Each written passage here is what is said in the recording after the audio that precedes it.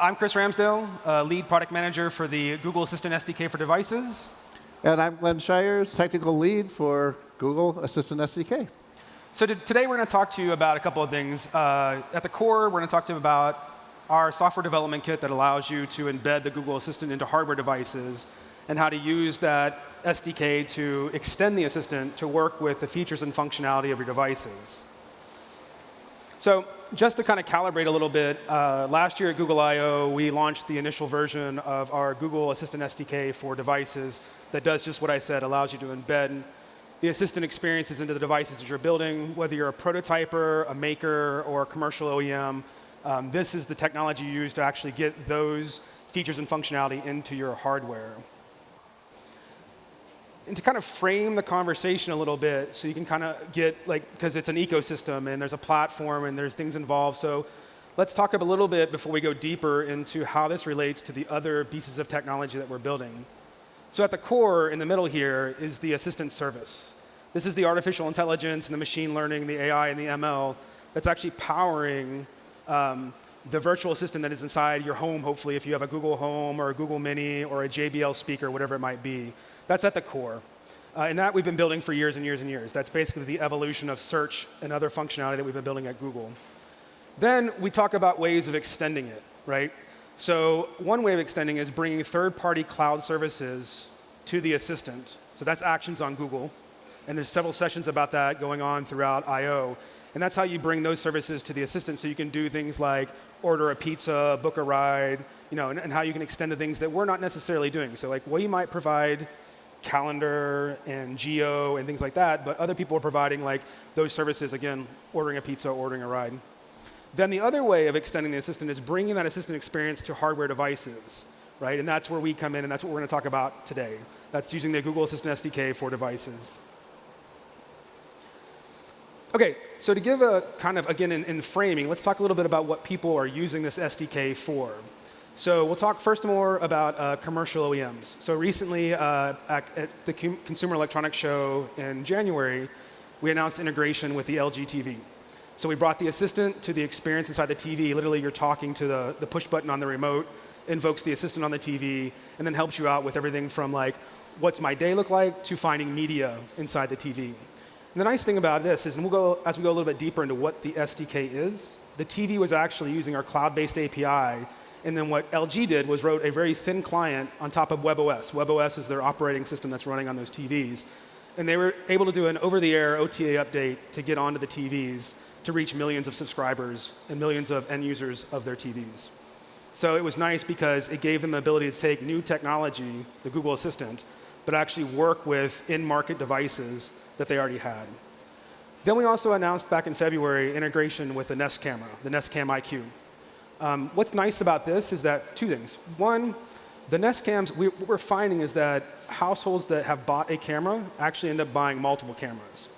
And what that does is that starts to give you kind of this ubiquitous experience in your house where you're just walking through, you ask for some help, and your virtual assistant actually helps you out wherever you are when you need that help. So it starts to push us into the direction of going from my living room has a Google Home or a JBL speaker or something like that, to I actually have the Assistant kind of strewn throughout my house.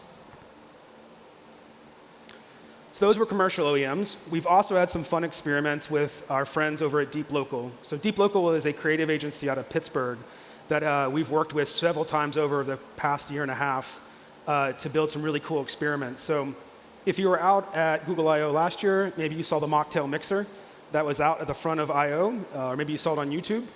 Then in our October hardware event, they built a pop-up donut shop, which is really cool, that you could walk up to it and engage with the Assistant, and it would give you donuts, but then at random it would give you actually a Google Mini, which kind of looks like a donut without a hole in the middle. And then they brought that throughout many states in America. At the Consumer Electronics Show in January, they did a giant gumball machine, which was a huge hit. I think at one point in time, there was about a 2-hour-long line of people coming up and actually interacting with this thing. And then over in the developer sandbox, the Assistant developer sandbox, we have a poster maker that you can go and interact with the Assistant and generate a unique poster that you can then take home with you. So not commercial devices, but still a lot of fun. And it's really fun to innovate with that team. And it's also really fun to innovate with the larger maker community.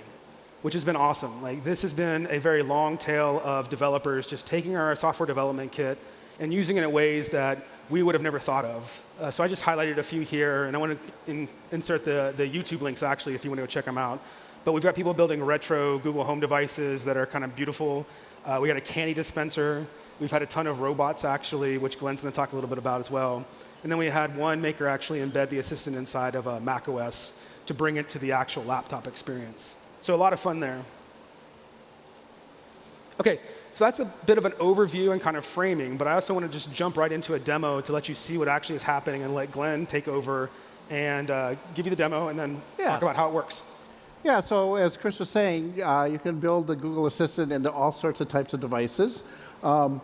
And there's also starter kits that you can get. For example, the iMac 7 is for Android things. And we also have one called the AIY Voice Kit that's available at several retailers. And you'll see the URL that you can see the retailers and get that at. What that is this cardboard box. If you look closely, you can see two microphones, as well as, of course, a speaker. So we've got the microphones up here on top, and we've got the speaker here. I've got a big battery here. You can just plug it into the wall or whatever you'd like to do. So inside this cardboard, the whole thing comes in the kit. Inside the cardboard is a small little computer called a Raspberry Pi. And let me show you how it works. How long is the Golden State Bridge? Golden Gate Bridge has a length of 8,981 feet. So it's doing better than I am in terms of speaking, I presume. How long is that in meters? 1 foot equals 0.305 meter. So you've got the Google Assistant inside an embedded device. Turn on hotword. Accepting hotword. So now I don't have to trigger it, and I can simply say, hey, Google, pick a random number from 1 to 100. OK. 73. Hey, Google, how tall is Mount Kilimanjaro? Mount Kilimanjaro is 19,341 feet tall. Hey, Google, turn off hotword. Sorry, I'm not sure how to help with that.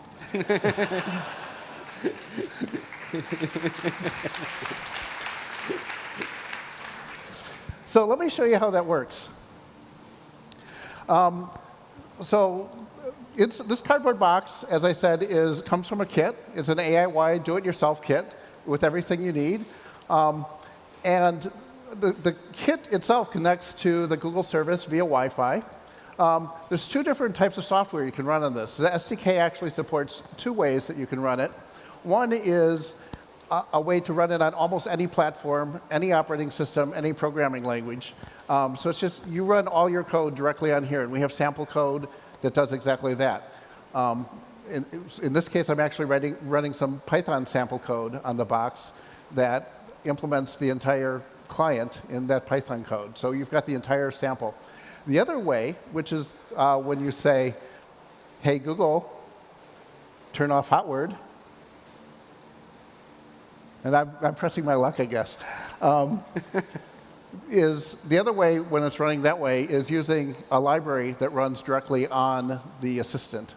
I'm sorry, it runs directly on the client. So we provide the entire client library, which includes things like the hotword detection, OK Google, as well as echo cancellation and a number of other nice things like timers and alarms. And that runs on either Linux or Android things. OK. Chris? Oh, I think you had some code. Yeah, so let me show you a little bit about when you're running the library. It's actually quite simple to use. You can see there's simple functions you can call to start it, to turn the microphone on mute. You can also, rather than starting it with a hotword, you can start the interaction by programmatically. And then the next slide here shows you some of the events that come out. Hold on. On the following slide, we see a lot of different events that your code can handle if you'd like to handle it, or there's no need to. Yep. Another thing I mentioned, there are two microphones. And You may notice that also on Google Home, there's only 2 microphones on Google Home, and yet Google Home does a wonderful job in background noise with people speaking to it from a good distance away. And the way that we do that is a technique we call neural beamforming. What it does is it's very similar to the way people have 2 ears, and they're very good at picking out speech out of noise.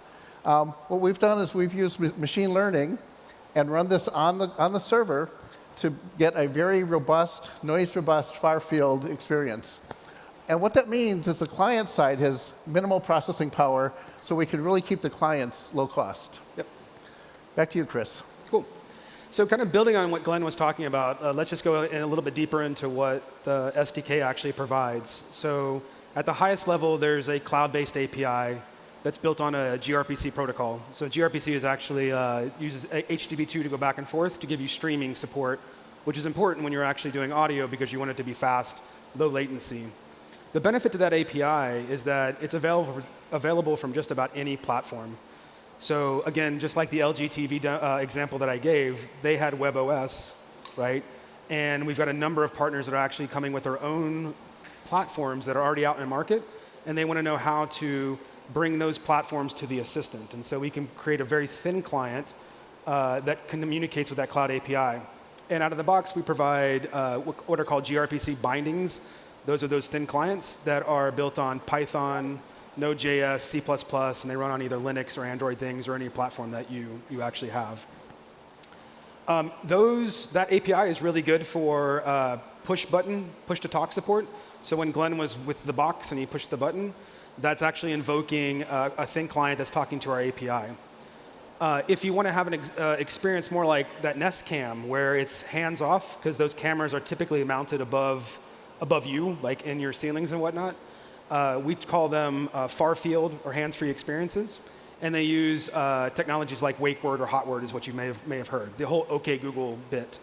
To get that experience, we have client libraries that are built for Linux, and specifically Linux 3.18 and above, that give you that hotword support and echo cancellation, and Glenn has mentioned. And then because it's a software development kit, obviously there's going to be docs and samples and tools that allow you to embed the assistant, debug the assistant, and test it as well. And then beyond that, we have hardware kits. So Glenn had mentioned the AIY kit over here. So AIY is a twist on DIY, so artificial intelligence done by you. And then there's also what is that, the IMX kit? IMX 7 kit, yes. Yep. So there's these software kits that allow you to start going. And we're going to expand over time to actually bring more and more software on chips, SOMs, to the market for developers to get up and going and running with the assistant. So with all of that, kind of framing this again, is our goal is to bring that ubiquitous experience to everybody. And we're not going to build all the hardware out there, nor are we going to build all the experiences. So we've done a fairly good job with speakers and whatnot, but there are appliances, there's auto, there's things that are in your bathroom. And so we are really trying, like why Glenn and I get up in the morning is actually to come and figure out, like, what are those user experiences we want to bring to market with partners, right? Be it prototypers or makers or commercial OEMs. And then what technology do we actually have to build to make that happen? And when we think about it, one way to kind of categorize it is to think about your day. And this is a little bit trivial, but it kind of gives you an idea of that we're trying to think of the holistic experience from streamlining your morning when you want to wake up and have your coffee made, or you want to stream NPR news to figure out what's going on, or maybe you don't want to stream the news. Then when you've actually moved from your house to on the go, oh, I forgot to actually set the security camera, I left the garage open, or if you're coming home from the grocery store and you want to preheat the oven to 350 because you have lasagna that you need to put in there when you get there. And then finally helping you relax in the evening. So everything from, hey, I have kids, and so no more screen time for kids, so turn off the Wi-Fi in the kids' room, or turn off the Wi-Fi in the house, or dim the lights because we actually want to watch a movie or watch TV. But just trying to figure out what those user experiences are that actually add value to you, and then figuring out the technology behind it. So when it comes to actually integration paths for doing this, so if you're actually building hardware, there's 2 paths that we have coming into the assistant. And it's a little bit of marketing speak we call Works with Assistant and then Assistant built in.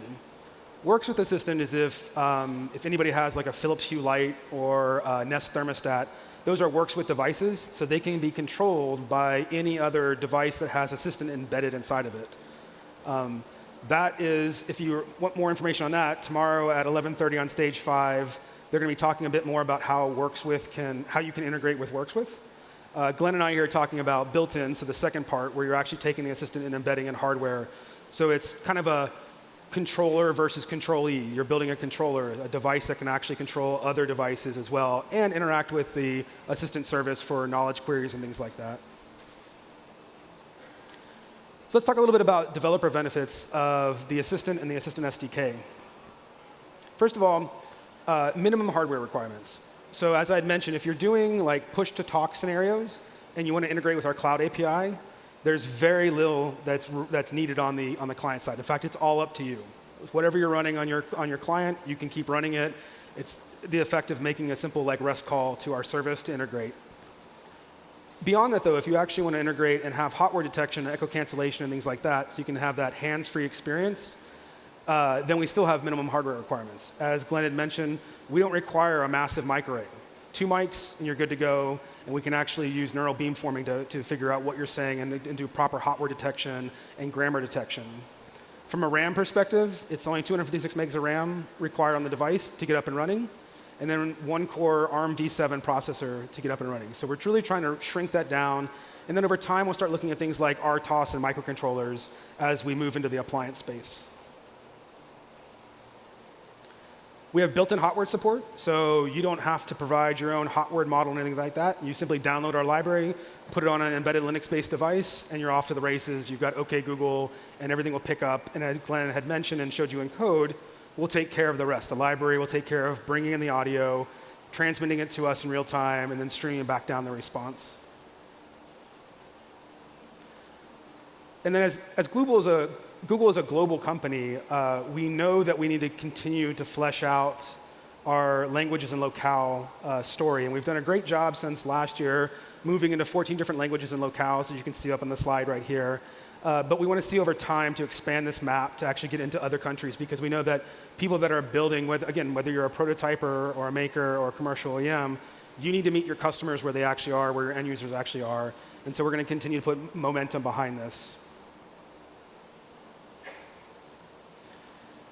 And in terms of actually when you're a commercial OEM, I wanted to, as we've learned over the past 12 months working with LG and working with Nest, how to go from prototype to commercialization. So if you're in that space and you are trying to build a commercial device, I wanted to give you kind of an insight into how it's working right now. We're still early stages, working with a few commercial OEMs. Our goal is actually to be more immersive and go deep with them to figure out what are those right experiences for their end users, so that we can build the foundation on which we can start building more voice technology on top of. And so the path here is, and I'm hand-waving over a few details, but you start prototyping using the Assistant SDK to build an idea, to build a concept. You submit that to us for a review, and we'll iterate on the device itself, how it fits in the larger ecosystem, what are the end user experiences that you're trying to bring to market. If it's all good, we end up assigning an actual account manager, a technical account manager to you, to help you facilitate that and move forward. And then beyond that, you go into certification, both in terms of okay, is the voice recognition actually working on the device? Does it meet our marketing guidelines? Is the branding correct? Are we all in good shape? And then step 5, launch, have a party, and be good to go. So that's kind of the path that we're taking right now. And over the course of the next few months, that's what we're going to focus on. And then we're looking towards really scaling that up in 2019. OK, so I'm going to go through a few new features, and then we're going to go back and forth a little bit on demos, I think. So since last year, we've been hard at work, and we've added a couple of things. First of all, we've added visualization support to the SDK. So now you can actually enable your device to say it's capable of handling. It's a display-enabled device, and it can handle visualizations. You can get things back like knowledge queries, sports and scores, weather, personal photos. Let Glenn take it here. Thank you. So first off, I want to show that we have a new developer tool. What you're seeing on screen right there is my Chromebook. And with this, rather than using an embedded device, you can actually use your laptop with Chrome to test out the SDK. and to get your application running and test out different parameters. For example, we support, as Chris was mentioning, several different languages, and you can set the parameters and then just test it out. For example, I can say, what's the weather in San Francisco? Currently in San Francisco, it's 62 degrees Fahrenheit and partly cloudy. Today, it'll be cloudy with a forecasted high of 62 and a low of 53. So this is not just visual output, but it's also input in that you can see some suggestions here. I could say those if I wanted to, or if I just want to click on it, I can find out the weather for this weekend. In San Francisco Friday, it'll be mostly sunny with a high of 70 and a low of 59 degrees Fahrenheit. Saturday and Sunday, it'll be cloudy with lows in the mid-50s. Highs will be in the low 70s Saturday, then be in the mid-60s on Sunday. There we go. Of course, this can do things that Google Home can do, such as search. I can say, who is Larry Page? According to Wikipedia, Lawrence Edward Page is an American computer scientist and internet entrepreneur who co-founded Google with Sergey Brin. And because this is a developer tool, I can also, for example, look at the requests I made. This is actually a JSON request that shows the different parameters that I sent up, including in addition to the audio. And I can see the responses that I got back from the server.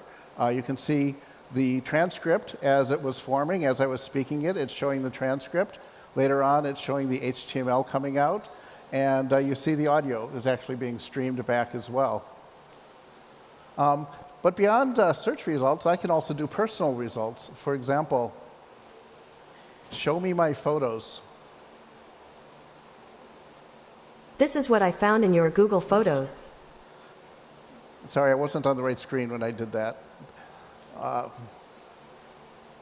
Here's what I found in your Google Photos. So there we go, and of course I can scroll through, see the different photos of a whitewater rafting trip we did recently, and zoom in full screen. And so that shows what we can do with this developer tool, as well as the visual output. So let me show you how that works. What we've done here, let me bring up the slide to show you how this is working. What this is doing is using the Service API. As we said, we can run on any code, any platform. So this is running in JavaScript. And it's using the Chrome browser as a client. The service is generating the audio response in addition to HTML5. And of course, the browser is displaying the HTML5. So in terms of also new features, one of the things that's very important for us, especially when thinking about third parties that are building hardware devices with the system built in, is to get parity, so that they can build devices that actually work just as well, if not better, than some of the devices that are Google's building. So one of the things we lacked for a long time in the SDK was the ability to do notifications. So to really have the assistant service push out updates to devices. So in this case, I have a trivial example of, hey, Google, ring the dinner bell, which will ring a dinner bell to all of your devices. This also works and helps us out with things like OTA updates. So over-the-air updates, when we actually want to update a language package, for example, on a device, it's very important that we have that push notification for them. And so now we're happy to add this to the SDK. We're also making an endeavor and forays into music. So we're starting with news and podcast support. So now you can actually access those news feeds. So NPR News, for example, or your favorite podcast, Radiolab. I happen to be This American Life a fan. And so now you can actually build third-party devices that have news and podcast support built into them. And I think Glen's going to show that to us right now. Yeah, so let me demo that for you. Again, I'll be using the AIY cardboard box. And I will simply say, play the news. Here's the latest news. And it brings down the file and... Live from NPR News in Washington, I'm Windsor Johnston. President Trump's not... Stop news. The other thing we wanted to show is notifications. One thing that you can do with Google Home, and you can also do with other embedded devices, is have one device talk to other devices. So for example, you could broadcast things, Or you could say something like, ring the dinner bell. Okay, broadcasting now. So it's broadcasting from one device to the other device. It's dinner time. And so if you want to call your kids for dinner, all the devices in your house can say, it's time to come down. Exactly. Tell your kids exactly. it's time to eat. So let's show you how that works. So again, that notifications doesn't necessarily have to be between two cardboard boxes or two embedded devices. It's actually between two Google Assistants that are logged into the same account. So I could actually use my phone to ring the dinner bell on an embedded device. And so that's how notifications work, and that's how news works. All right. Okay, so to round out things here, one of the features that I've been really excited about is what we're calling device actions. So when we initially launched the Google Assistant SDK, the feedback from the community was like, this is great, this is awesome, I can build a Google Home clone now. How do I make it do custom things? And it was nice because like that part of the community just got it. Like they understood what we were doing, and then they understood where we should take it as well. And so this was one of our answers to that request, which is that like, okay, cool, let's let you embed the assistant, and then let's let you extend it to control that device. And so this breaks down into two ways of possibly doing this. We call them built-in device actions and custom device actions. And so just bear with me for a second, and I'll go a little bit deeper into these. So built-in actions are built on top of grammars, things you can say to a device, where Google curates those. So a lot of the home automation, right, if you have a Nest device or a Philips Hue or a Wemo or whatever it may be, turn on, turn off, turn down the temperature, make it hotter. These are all grammars, again, things you can say to a device that we curate. And they're not static, they're dynamic. We actually can change them over time. We can internationalize them on your behalf. So if you're building a device, and you can leverage our built-in actions and know that the grammars that we have there will continue to grow. An anecdote that I like to tell folks is we were doing good with home automation, and then we rolled out to the UK. We didn't see nearly the traction we saw in the US when it comes to lighting, and we didn't know why. And it turns out that a lot of people in the UK would say pop on and pop off the lights. Not everybody, but there was a segment of the population that would, and pop on and pop off was not something that we had known about. And so we were able to do our due diligence, research, and then change it. And we changed it on the back end, and none of our lighting partners had to do anything. It just magically started working for those UK customers. Should we have figured that out firsthand? Maybe, but that's debatable. So that's some of the benefits of actually going with the built-in route. Now, all that said, and while those devices and grammars and traits will evolve over time, again, we're not going to build every device, and we're not going to understand everything that you want to do on that device. And so for that, we offer custom actions, where you as the developer, you as the device manufacturer, can provide the grammars and the commands mapping to us. And so what you say is like, these are the 10 things that people can say to this device model, and these are the structured intents, like actual commands that should come back down to the device, and then you build the device drivers on there to actually, do a dance, do the Macarena, whatever it may be on your device. But it's kind of an escape hatch right now so that you can have the flexibility and customization that you need to have when building out your hardware. So again, keeping with our theme, I'm going to kick it to Glen. Yeah, thank you, Chris. So yeah, I'd love to give a demo. What we're going to demo here is actually a toy robot that's specifically built for prototyping, and it operates by Bluetooth. And let me turn on this robot. And I'll ask my favorite AIY device, connect to robot. Sorry, I can't help with that yet, but I'm always learning. Let me try this. Connect to robot. Sorry, I don't know how to help with that. Locations for natural body. Okay, let me try this one. Sorry. First one is Body Needs Day Spa at 810 San Antonio Road in Palo Alto. The second one is Okay, so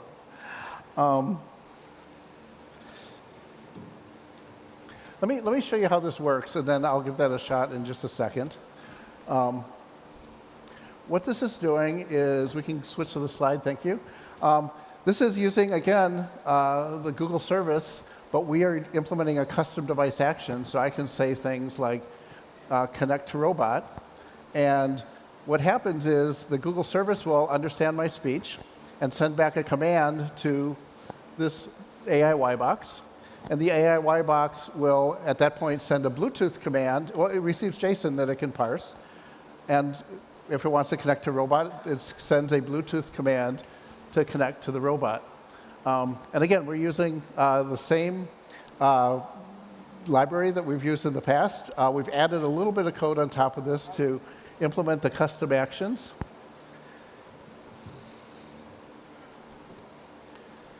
Connect to robot. Sorry, I'm not sure how to help Jeez. with that. I could just keep talking. I'll try it one more time, okay? Connect to robot. Connecting robot. There we go. Nice. Okay. Hold on, it gets better. Trust me. The light did turn green. Set color red. Setting robot LED to red. So again, it sent a Bluetooth command to do that. Robot, get up. Robot getting up. So it's a self-balancing robot. Go forward. Robot moving forward. Turn left. Robot turning left. Don't fall off the table. Turn right. Robot turning right. And there we go. So you can see that we can control a robot, or we can. The point of custom actions is you can build an appliance or anything where you can actually set your own grammar and then parse the commands and have them do whatever you'd like them to do. Awesome. Good job.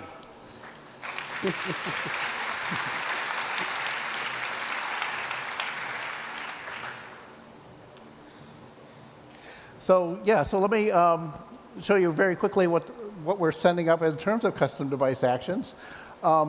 First of all, you can define these using a lot of the tools that you may have used for regular actions, regular assistant actions, such as the actions on Google tools and also Dialogflow. What those will generate are, in this case, a JSON file that you can install into your device. And when your device is talking directly to the assistant, it's not like you have to say, open my robot app and tell it to turn right. You can simply say, turn right. So the first thing you would define is the intent, the grammar, what you would say to make something happen. In this case, for example, when I said set color red, here's the intent that would allow me to say, set color red, set color to red, robot, set color red. So there's a variety of different ways that you can say things. And then on the next slide, you'll see what the response is, the fulfillment.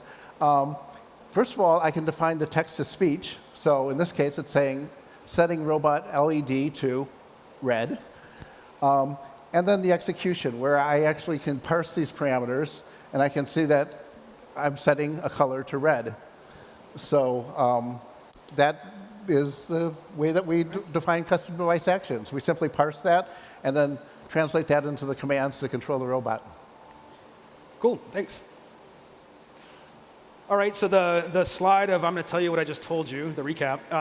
But seriously, we're striving again for that ubiquitous assistant experience in your life to help you out. Robot, get up. And we know that it's going to be fueled by, to be successful, it's going to be fueled by a healthy ecosystem of developers. So that's all of you in this room and everybody that's watching on YouTube right now. And our goal, Glenn and I and a team that's helping us out, is to provide that software development kit, those tools, Robot, those technologies, to help you build and embed the assistant in the hardware devices that you're building. So with that, I think if this works, you might have one more demo trick up your sleeve. Yes, we do. Do a dance.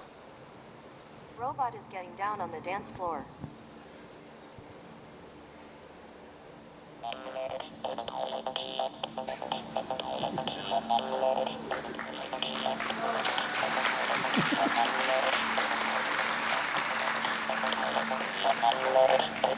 All right, well done. All right.